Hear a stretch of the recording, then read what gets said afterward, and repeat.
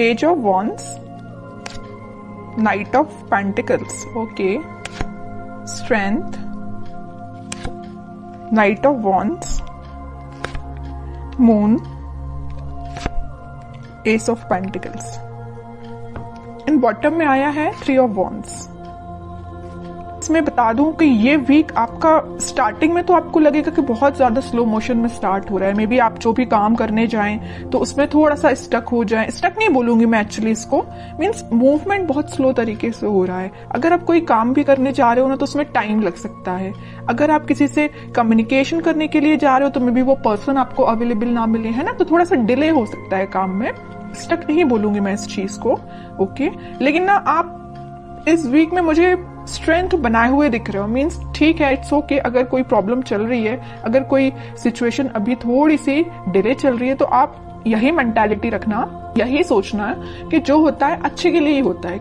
कई बार क्या रहता है कि अगर कोई काम आप करने गए, उस टाइम पे वो आपका काम नहीं हुआ और बाई चांस थोड़ी देर बाद हो गया तो वो ज्यादा अच्छे से हो जाएगा, है ना। तो वही चीज है कि आप थोड़ा सा पेशेंस रखिएगा इस वीक में, ठीक है। लेकिन आप एक चीज नोटिस करोगे, वीक की स्टार्टिंग तो जरूर थोड़ी सी स्लो तरीके से हो रही है, लेकिन मिड तक आते आते आपके फटाफट से काम बनने लगेंगे। मीन्स आप जो भी काम करने चाहोगे ना, सारी चीजें आपको इजीली अवेलेबल होती जाएंगी, ओके।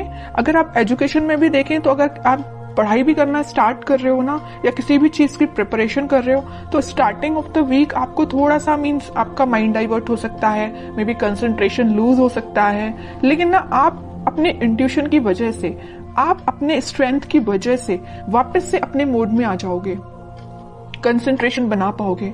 या आप जॉब करते हैं तो जॉब में स्टार्टिंग में आप देख सकते हो कि आपका ऐसा तो खैर होता ही है कि मंडे को जॉब में किसी का मन ही नहीं लगता है, क्योंकि फिर ये फील आता है ना कि मंडे से लेके सैटरडे तक काम ही करना है ना। तो स्टार्टिंग ऑफ द वीक में आपके थोड़े से थॉट्स इस टाइप के रह सकते हैं, लेकिन मिड तक आते आते ना आप एक एनर्जेटिक मोड में रहने वाले हो। मीन्स आप जो काम को करोगे वो एक अलग ही डायरेक्शन में जाएगा और उसको आपको अप्रिशिएशन भी मिलेगा, क्योंकि यहाँ पे आया है S of pentacles.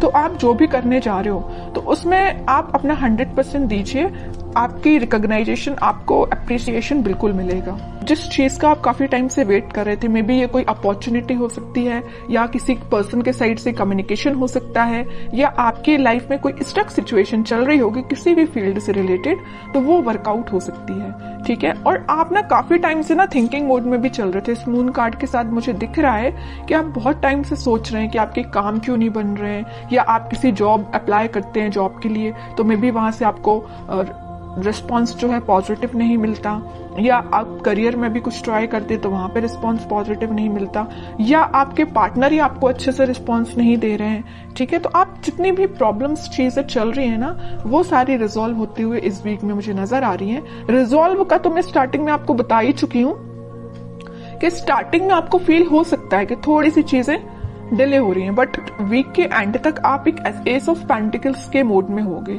New beginning आप देख सकते हो, और जो भी आप करने चाह रहे हो ना, तो आप एक बहुत ज्यादा ग्रोथ प्रोस्पेरिटी देख सकते हैं, क्योंकि देखिए garden to the gate type का ये कार्ड है, तो मीन्स आप एक गार्डन में एंट्री लेने वाले हो। अभी तक आप माउंटेन्स में या ऐसी जगह पे थे जहां पे आपको अपॉर्चुनिटीज नहीं मिल रही थी, आप बहुत ज्यादा ढूंढ रहे थे। वही मैंने बोला ना अभी मिड ऑफ द रीडिंग में कि आप अपॉर्चुनिटी सीक कर रहे थे या किसी चीज का रिसोर्सेज का वेट कर रहे थे, है ना। तो आप इस गेट के उस साइड खड़े होकर वेट कर रहे थे, लेकिन इस वीक में आप इस गेट में एंट्री मार सकते हो। मीन्स आपके साथ सारी बोलना चाहिए अपॉर्चुनिटीज भी आपके सामने होगी। जिस टाइप की आपको ग्रोथ चाहिए अपनी लाइफ में, उस टाइप की आप ग्रोथ भी देख पाओगे, है ना। और मैं अगर लव लाइफ की यहाँ बात करूं तो लव लाइफ में कोई पर्सन आपके साथ कम्युनिकेशन करने का तो सोच रहा है, उसने अपने माइंड में ये थॉट्स लेके तो आया है कि भाई आपसे कम्युनिकेट करना है, आपके पास ऑफर लेके जाना है। ऑफर, मेजर ऑफर की बात नहीं करूंगी मैं यहाँ पे, क्योंकि पेज एंड नाइट का कार्ड आया है, ओके। तो कोई मेजर कार्ड्स नहीं है ये, लेकिन वो ना आपको ऑफर देने का सोच रहे हैं। यहाँ पे वॉन पे उनका फोकस है, तो यहाँ पेंटिकल पे फोकस है।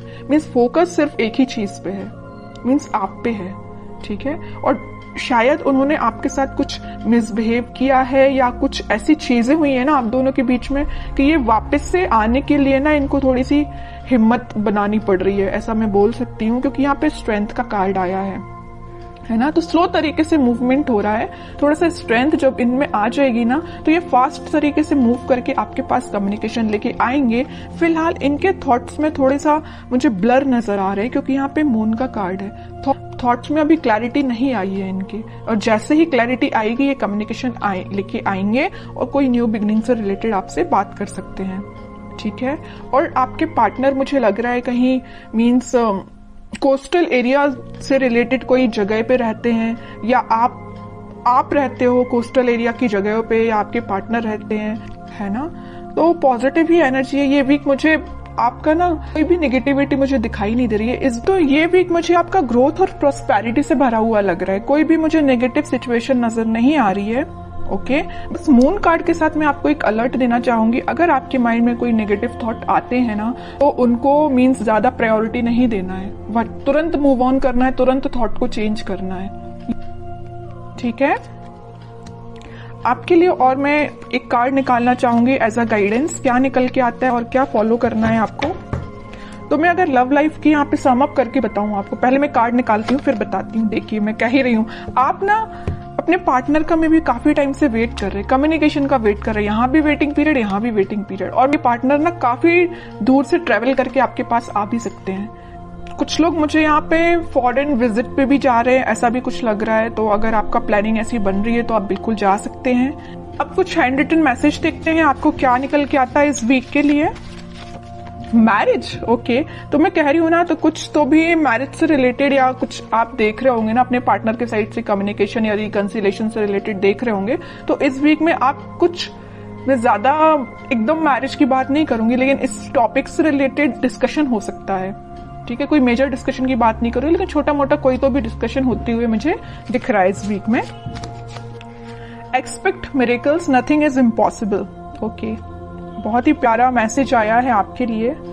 जैसा आप सोचोगे ना वैसे ही चीजें होती हैं, बस यही चीज है आपके थॉट्स पे।